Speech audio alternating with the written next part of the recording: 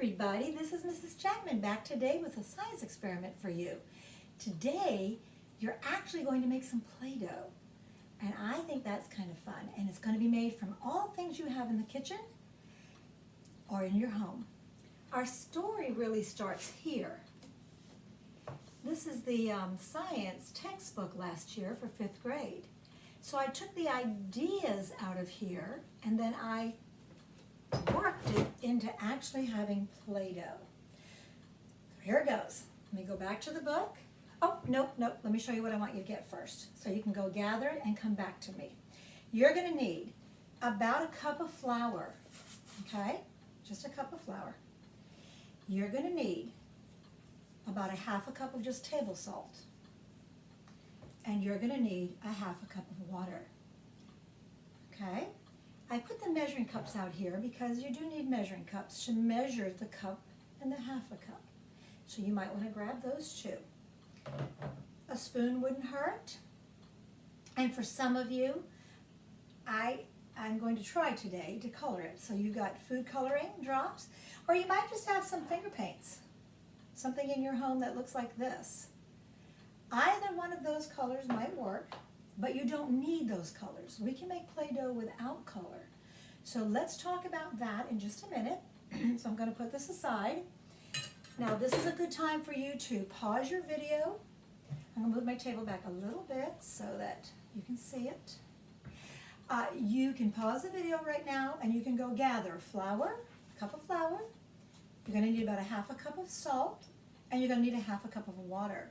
A couple of measuring cups. You're in business. And I just realized I need a bowl. So I'm going to actually step away while you step away and get your things. I'm going to grab myself a bowl. We got to mix it in a bowl. So you go get your things. I'm going to grab my bowl.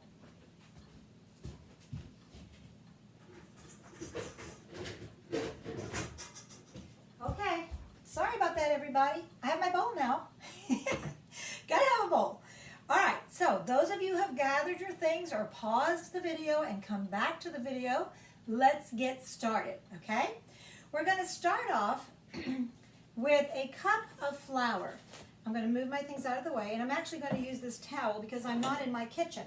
I'm in my living room. So I want to make sure I don't spill this all over my rug. All right, so we grab our flour, and we grab our 1 cup measuring cup. And we're going to kind of like start with that measurement. And then we're going to go back to our science lesson that will tie into this. So today we're going to do it backwards. We're going to do our experiment, and then we're going to talk about what it is. We're going to go back to the science technology, science words that we need. Now I've got myself a cup of flour. And a neat thing to do if you want, you can use the end of your spoon so that you're not using 2 utensils, or you can go get a knife. But my mother used to do this. She used to bang this flour down and kind of make sure, look at me, I'm coming down and I'm evening it out. So I'm not doing a heaping cup, and see there's flour falling on my towel. There you go. Now I have an exact cup, and I'm going to add my cup to my bowl. The next thing I'm going to do is to take my ½ cup measure, and I'm going to grab my salt, and I'm going to do this. I'm going to pour, and I'm not going to pour over the bowl, because sometimes it gets away from us, and next thing we know, we've got more than we were bargaining on. So I'm going to stay over the towel, or stay over the table, and I'm going to just try to fill this ½ cup with salt. And salt, by the way, is really important to this experiment. All right, I'm going to take my spoon again, the end of my spoon or a knife, and I'm going to level that salt. And you know what I see? I don't have enough. So I'm glad I did that. And now I'm going to add a little bit more salt to the top, and I'm going to level it again. I kind of just bang it down. And a knife really works well here too, but some of the little ones we don't need to be using knives, and some of the older ones we can. So we'll just use the edge of our spoon. Look at that. I'm leveling it off. Now I have an exact ½ cup, and I'm going to add that to my bowl. Now, I'm going to add water. I have already measured a ½ cup of water. Be sure when you're using a liquid measure. See this cup? This is for liquid measure. See these? These are for dry measure. It's different. So you want to use your liquid measure in a cup like this. You want to use your dry in a cup like this. Now, here's the thing. If you don't have one or the other, you only have these tools or you only have this tool, you can still do it. But science likes to be accurate. So accuracy counts. Then you want to use this for dry and this for liquid. That's totally up to you. So I've got a half a cup of water in here. Now, over here I've got a little extra water, and I'm going to show you why in a few minutes. So I'm going to take the water, move my cups out of the way so you can see me, and I'm going to go ahead and stir this mixture of salt and flour, okay, salt and flour in this bowl. Here it goes. All right, I'm going to put the half a cup in, and all I'm going to do is stir it around, stir it around. Give it a good stir, mix that all together. Now, I like the way it's coming out. It feels like it's looking like, it looks like Play-Doh, but I'm going to use my hands. So I'm going to get this junk off the spoon. I'll get in there with my hands, and I'm going to knead it. And knead it means squeeze it. So I'm going to squeeze it together and try to scoop up the dry on the bottom and get it up here into the liquid, okay? Now, I'm going to come closer to the camera with this bowl so you can see what it's going to look like. Okay, so hang on. Here I come. All right, there we go. I've sort of made a ball of Play-Doh, actually. It's got the salt and the flour in it, okay? And I'm kneading it. So this is what kneading looks like. You just squeeze it.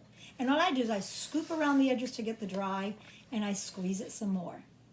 Okay, back to the table. You can add color, but what I'm going to do first is this. You're going to break it into some sections. I'm going to break it in half, and now 2 people have Play-Doh. If you want to, you can break it into 4s, because maybe you want 4 different colors. Now you've got your little colors, and you can break your second piece in half, and you can get colors. That's totally up to you.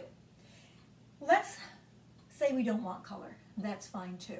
You can use a rolling pin or your hand. You can use cookie cutters and cut out shapes, and you can make anything you can do with Play-Doh. You can do it with this as well. Before I make the color, I'll go ahead and make the color first. Let's try some things that are suggested for making color. I don't suggest this, and I'm going to show you why, but you can.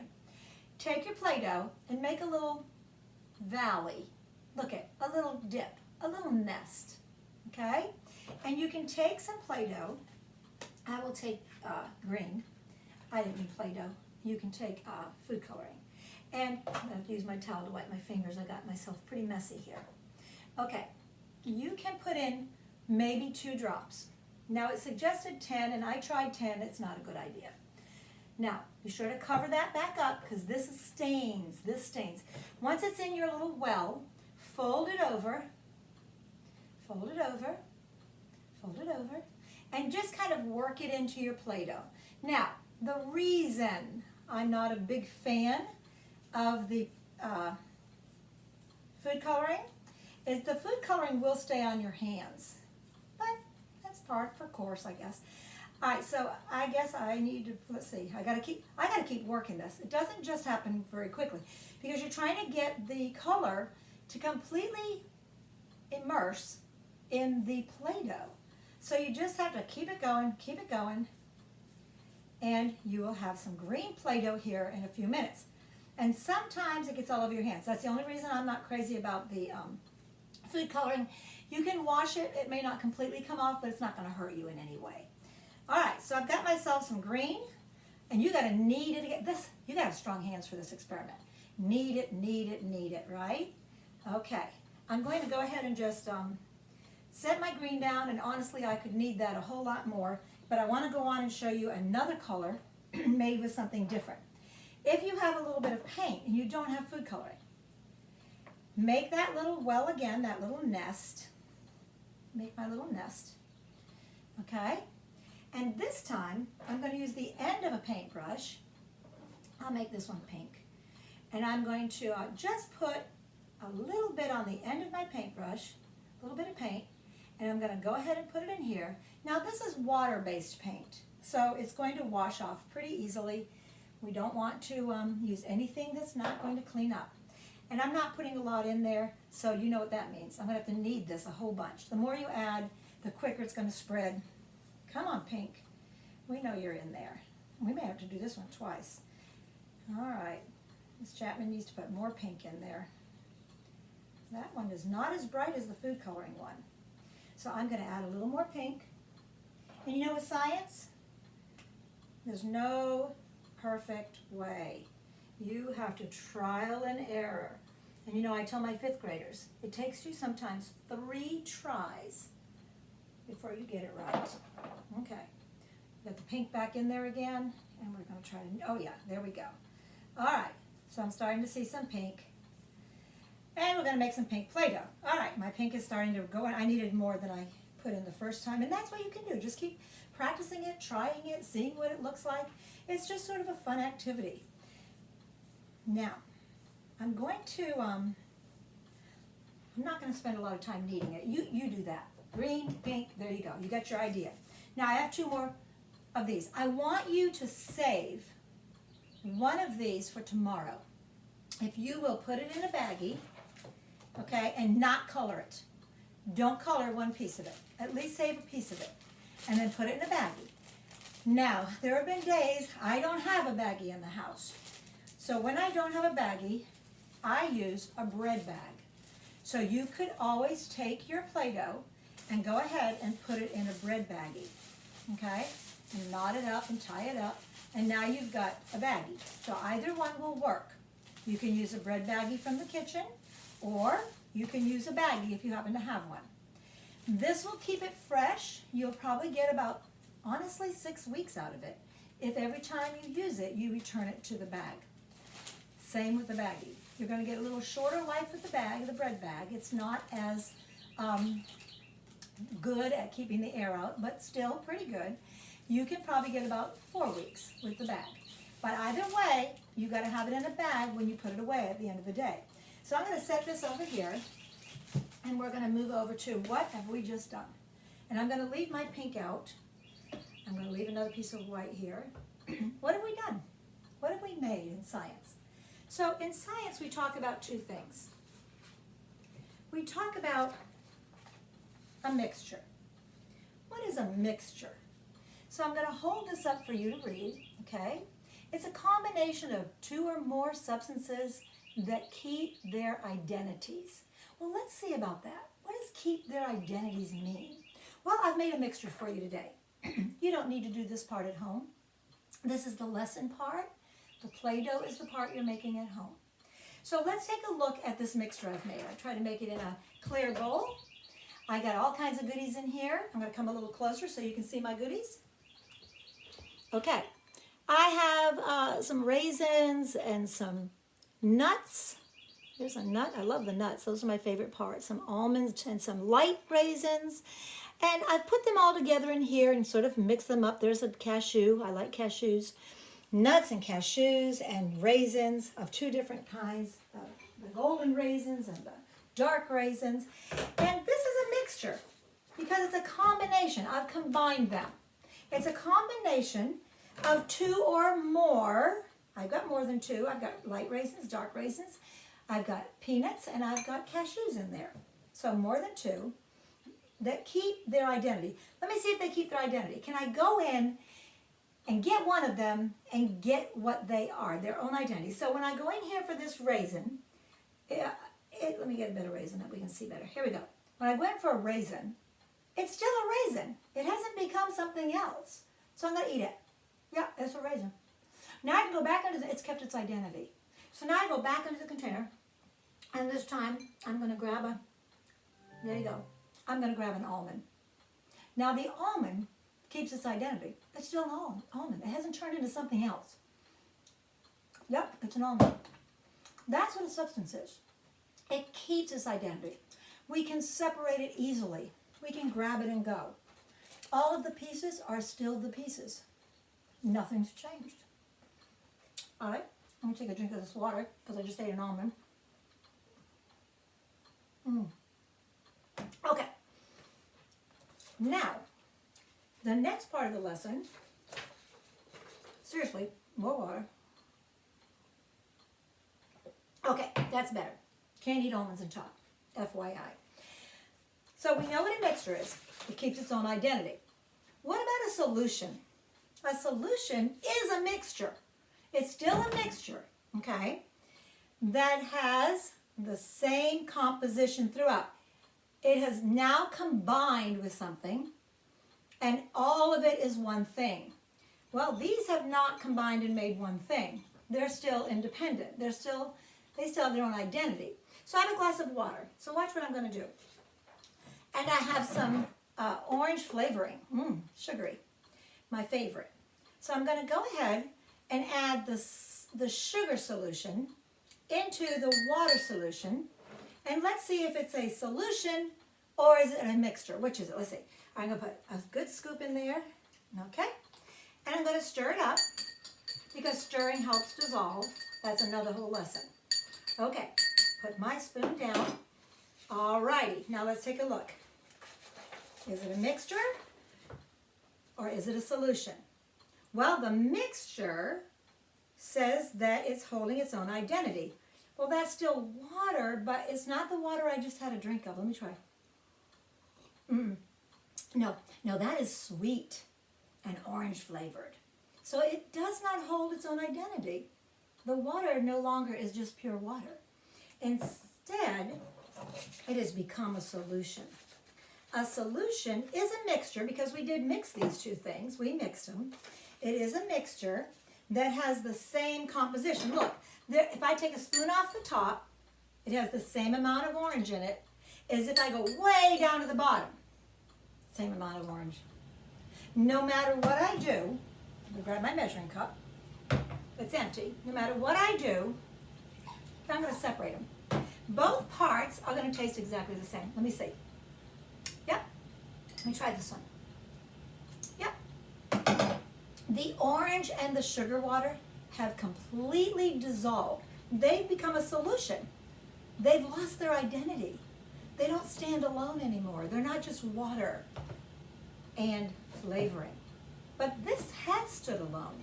I can still go back to this bowl 100 times today, and guess what? Every time I put my hand in it, I can pick out an identity, something that is not mixed together, that can be separated easily. Now, let's talk about our Play-Doh. Was it, here comes the big question, was it, or is it now? Is it a mixture or a solution? Well, we look at it. If it's a mixture, it still has its own identity. What were the three identities? Flour, salt, and water. Can I go ahead and pick out the salt very easily? Can I see the flour separately? How about the water? I don't think so. I think they've lost their identity and became a new identity. And the new identity is Play-Doh. So we really have here a solution. We've made a solution. We often think of liquid as our only solution, but that's not true. We've got a solution right here. We started with a mixture. We mixed flour and salt and water. So it's a solution, is a mixture, but now it has the same composition throughout. Now, believe it or not, I'm going to give it a taste test. Don't feel like you have to.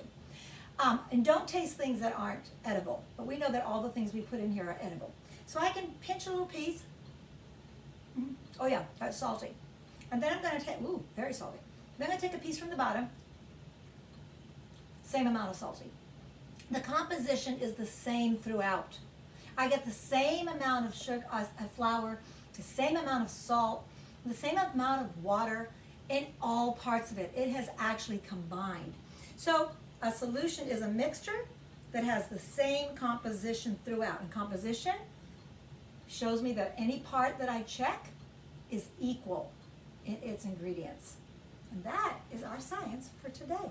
So boys and girls, be sure you remember, get a baggie, get a bread bag, and get these things put up. But please save me one little bit of your Play-Doh for tomorrow, because we're going to use it to make a rock. All right, see you tomorrow. Happy science!